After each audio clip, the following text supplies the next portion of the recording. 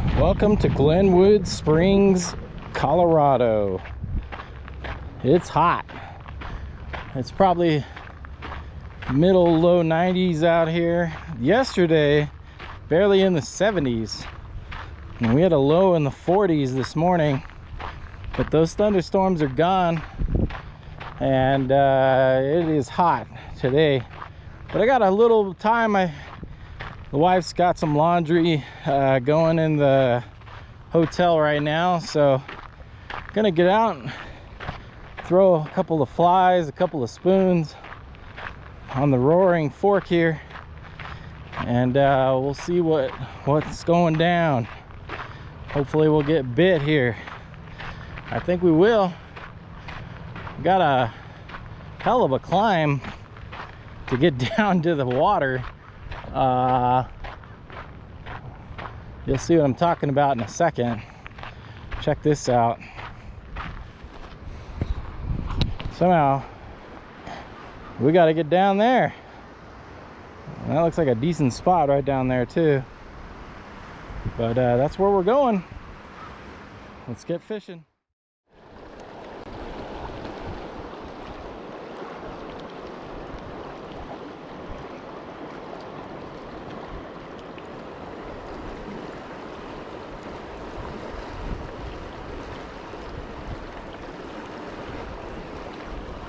So the first few casts, we're just gonna get the feel for what's happening on this stretch.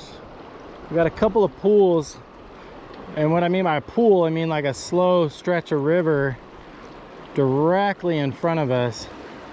So we're hoping to get whatever fish are tucked in here, and they're gonna be close to shore right here.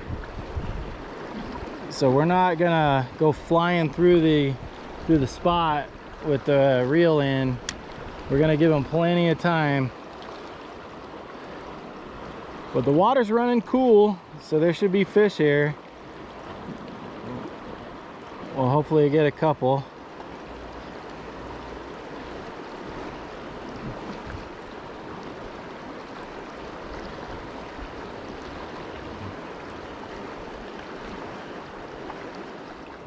So we just had a monster hit, guys. I know where the fish are now, and we'll be able to get one.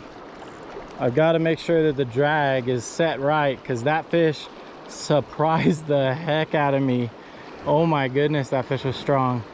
He got away clean, so we're not too worried about that fish not coming back for it. But I do know where there's a fish, so I didn't even get to see what kind of fish it was, but looked like a brown trout.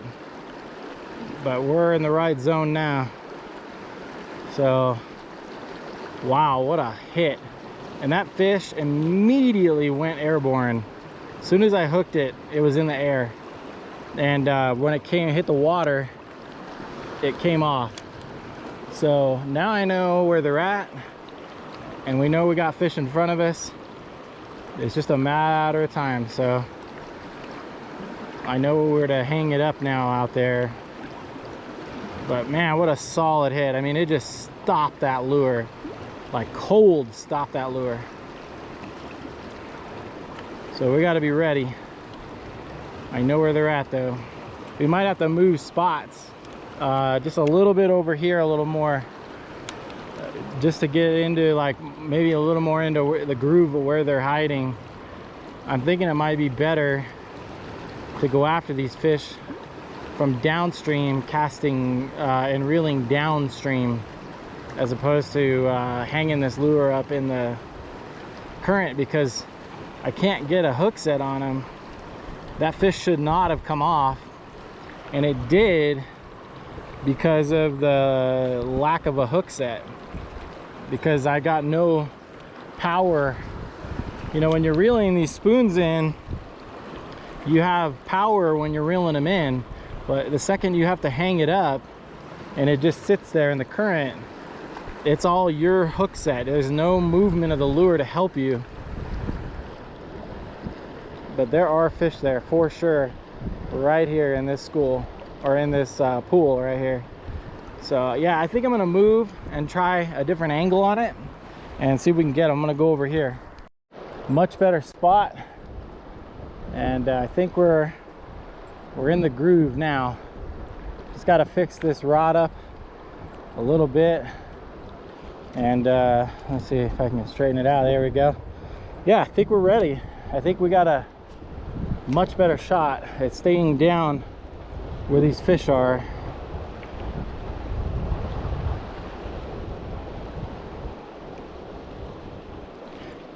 I just got hit right there. There we go. First cast in the new spot, and it's a drag puller. Wow, what a fish. What a fish, guys. I'm barely able to hang on to this thing. I could see him. I could see him. Let me get my net ready, because we're gonna have to hook this guy. Wow, they're strong. Whoa, what a beauty. Here we come. Yes, sir. All right, let's get them off of there quick. All right, we got them off of there. Clean removal of the hook. We're gonna get them back in the water.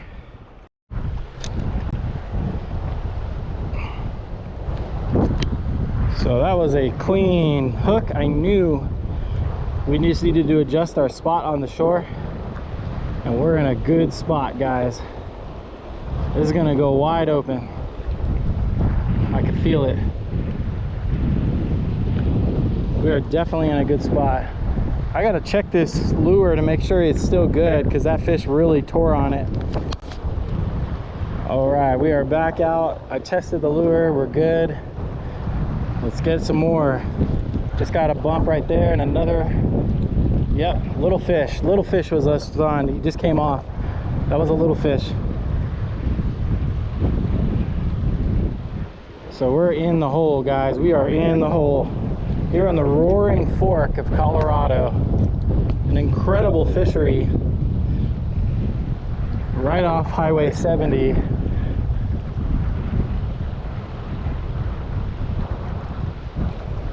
A lot of little fish taking swipes at it. I mean, all the way to shore. Just got a bump right here, right down there.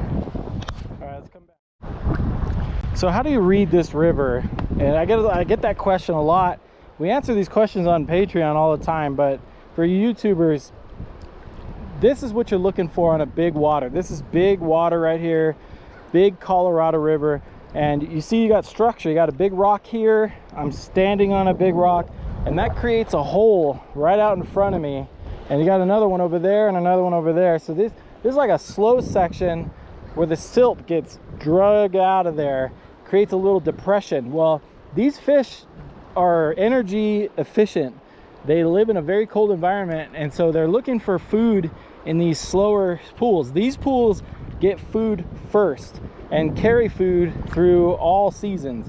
So they tend to just hang out here. They like the aeration, they like the food, they got all kinds of structure. It's perfect for them. So let's get back out there and see if we can get some more.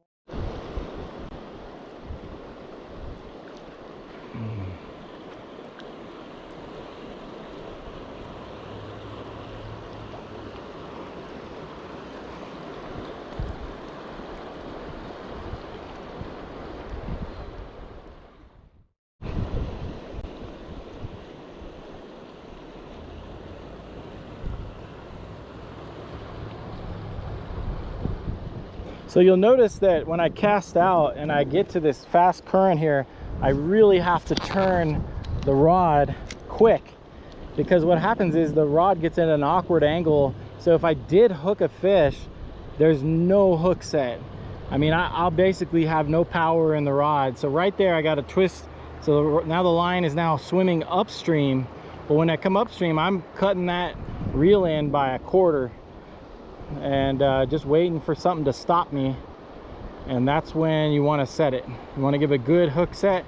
That last fish just hit it sideways, so when that happens, there's not much you can do. Here comes a rafting crew. Let's see if we can get one in front of them.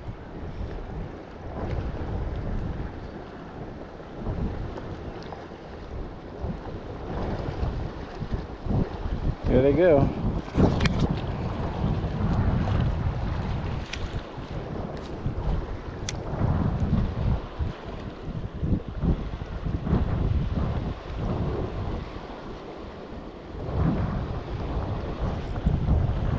fish there. Here we go. We're in the zone right now. Oh, oh, oh. All right, we're tied on again. Got a fresh knot on there, just in case we hook a big one.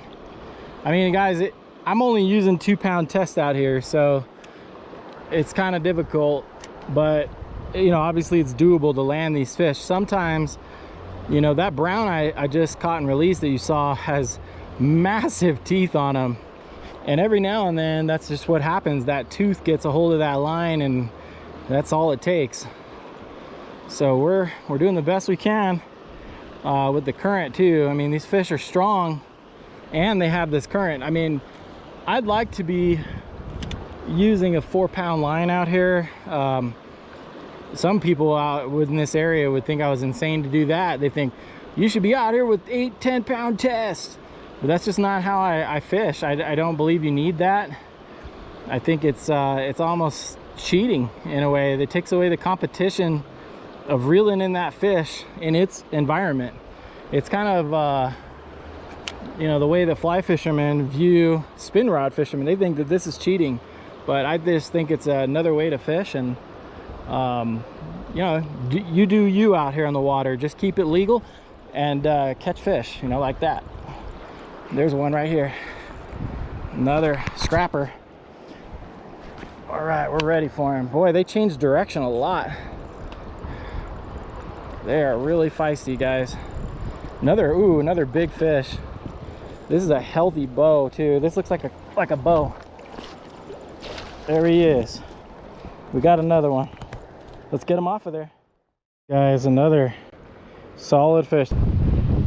So as you can see, guys, we are doing great out here on spinning gear. 2-pound test, 7'6" light rod. This is actually a steelhead rod I'm using, and it does great on this type of water.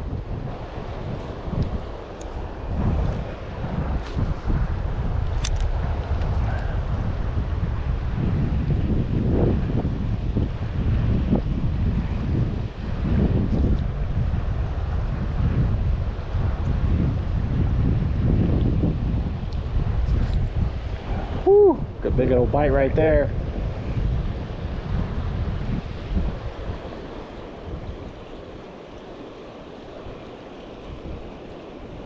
So it seems that the rainbow trout that are in here are much more erratic once they're caught. The rainbow trout are swimming upstream, downstream. The browns seem like they want to swim downstream only. I'm not sure why that is, but that's what they do.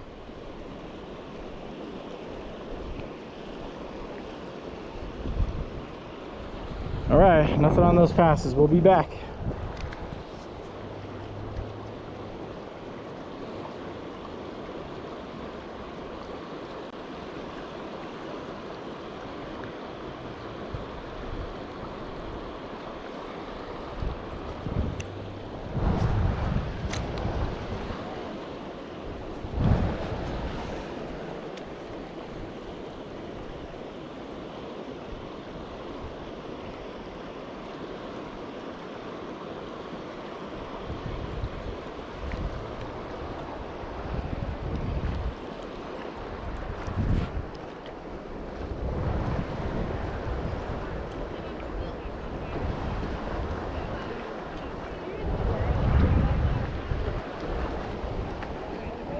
A couple of rafters, we'll let them go through.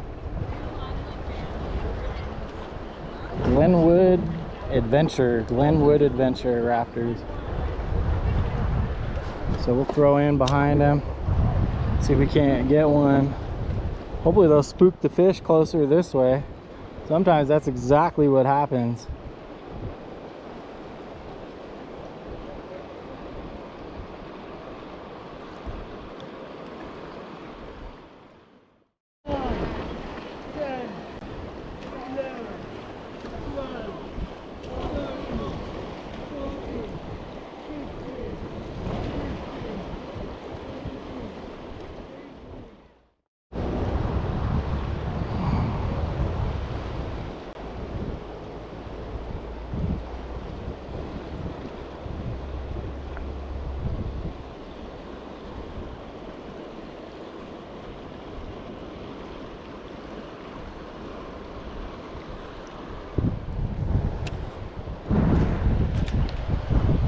lot of big groups going downriver today.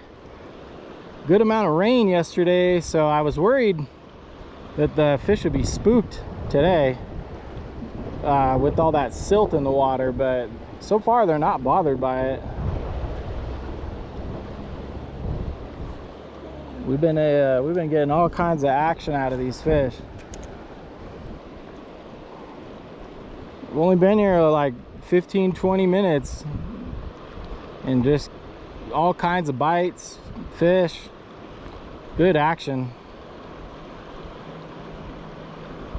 Ooh, went right through that zone I like and didn't get a hit on that one. All right, let's throw back out. So we didn't get any bites with that lure in about 10 casts. So I mean, they were hot for that lure for a little while and then they just shut off. So we're gonna switch. Did I already hook one? Yes, sir. Oh, he came off. No, he's still on there. Wow. Oh, now he broke me off. What? Wow, I was just gonna tell you guys I switched lures and I picked it up off the bottom right now, and then I thought he was gone and he wasn't. He was still there. Whoa, these things are freight trains, guys, freight trains. As I was saying, I had just thrown out a different color lure and a different style, a lure that dives a little better, and you saw what happened. Got hit and I thought he was off and then he was on, so that was kind of my fault there. We'll see if we can get another one. I mean, obviously they want that lure, so that was great. Let's get that thing back out there and see if we can entice something in the 5-pound range out here. We're already breaking 2 pounds, no problem. I think one of them that I lost was probably in the 3 or 4 pound range. If I got something in the 6 to 8 range, I'd be scared. I think I'd have to chase it downstream. I don't know how else I would land it. I think I'd need to be in a drift boat to land something like that here. They're so powerful. I mean, these fish, in the 2 pound range are hitting, and man, I mean, if they go with the current, it turns them into like a 5 or 8 pound fish because they have the current helping them. So you got to learn to cope with that, but it's challenging fishing. I think it's the best fishing on earth is this type of fishing.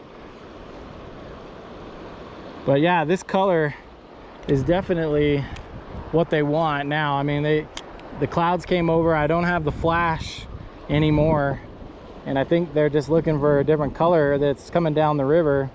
They saw that other lure 20 or 30 times, so this one is looking kind of new. So that first cast with it got a fish, so I don't see why it wouldn't continue to produce. Not on that pass.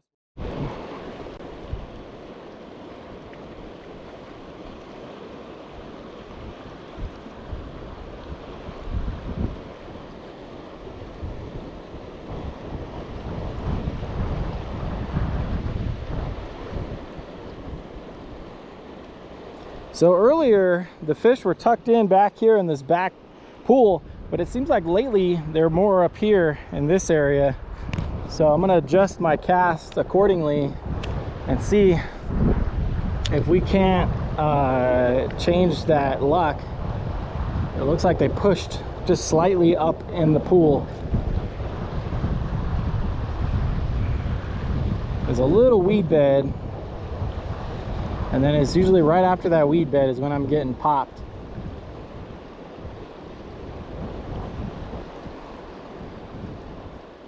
Nothing on that.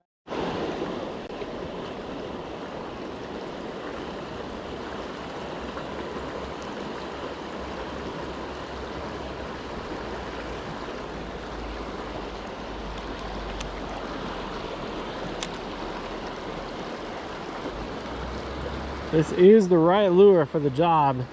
I just gotta have fish there. All right, we're in the eddy. We're dropping it. We're dropping it.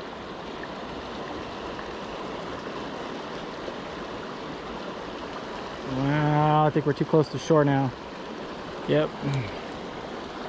Let's see if we can get it a little further out in there. Behind the rocks that are out there.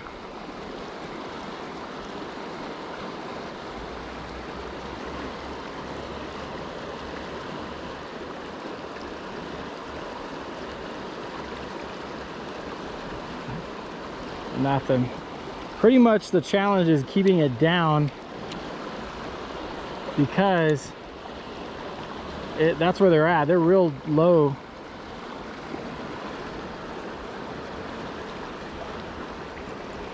Are we on? No, that was something on the bottom there. Felt like a fish almost. I think that was just the bottom.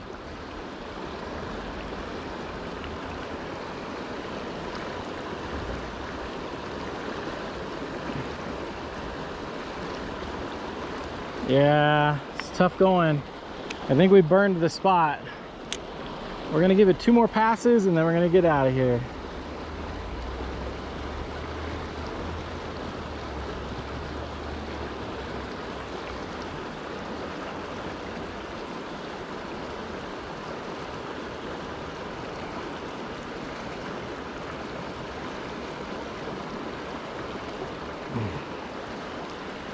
Yeah, nothing on there. All right, we're gonna give it a long cast upstream and let it come all the way through. That's a really long cast. That's about the farthest that I could throw this thing. We're gonna come through. If I get one way up there, I think we might be in trouble landing it, but we're coming all the way through the whole section. Let's see if anything likes it up there.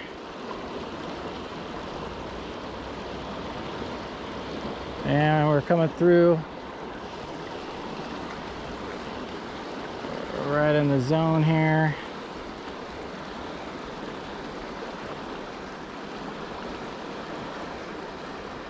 And nothing. All right, let's head out of here. Nothing on that pass. We'll be back. Well, it's safe to say that that kicked my butt coming up that hill. Woo! It was worth it though. For about a 45-minute, hour at the most, I think it was about 45 minutes worth of fishing and action like that, I'll do that all day. Wow. Right. We are extremely tired, but that was some great fishing. Wow. What do you guys think?